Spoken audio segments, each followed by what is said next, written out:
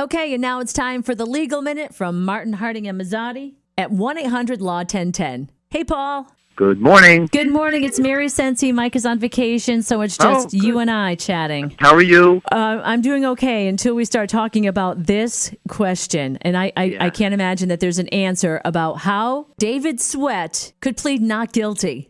How he could get away with pleading not guilty from escaping from prison.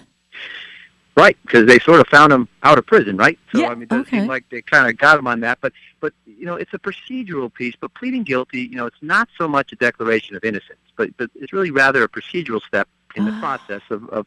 So you've got a situation where virtually every time a defendant gets up there, even if they got him dead to right, as they do here, they plead not guilty at the arraignment where your formal charges were read.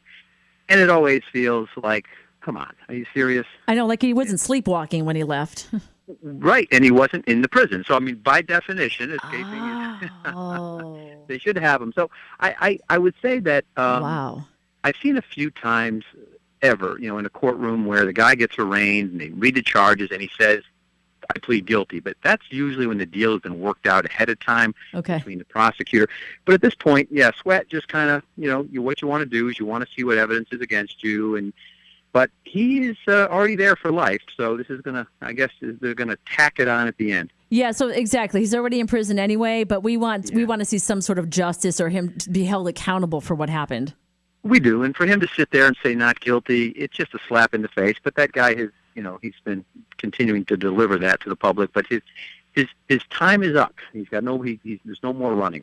Again, you want to look at the charges lodged against someone. You plead not guilty. You examine them. You look for problems within charges, maybe a technicality. But at the end of the day, in this case, it's the district attorney, Andrew Wiley. He's not going to let this thing be plea bargained down. There's charges. He is going to ultimately plead to them. Yeah. But at the end of the day, what difference does it make? He's there for life anyway. But I think people do want some justice here. You know what? I appreciate that. Thank you so much, because it clears up what a lot of people are going to be asking, that question right there. Thanks a lot, All right, Paul. Mary. Thank you. All right. Take care. Martin Harding and Mazzotti, 1-800-LAW-1010.